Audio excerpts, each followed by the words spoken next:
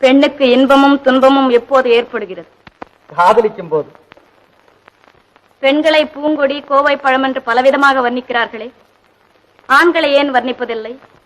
அழகு புகழ்ச்சியை கேட்டு ஆண்கள் பூங்குடி போல் துவண்டு விழுவதும் இல்லை, கோவை பழம் போல் கன்னிப்போவதும் இல்லை.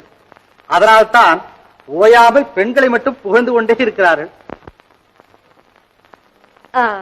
கற்பை பற்றிய உங்கள் அபிப்பிராயம்? கற்பு என்பது ஒரு விசித்திரமான நெருப்பு. கணவன் ஏற்றினால் அது தீபம், மற்றவர் ஏற்றினால் அது தீ. ஒரு பெண்ணை ஆண் எதற்கு கல்யாணம் செய்து கொள்கிறான்? ஊர் விஷயங்களையும் உலக விஷயங்களையும் தெரிந்து கொள்ள.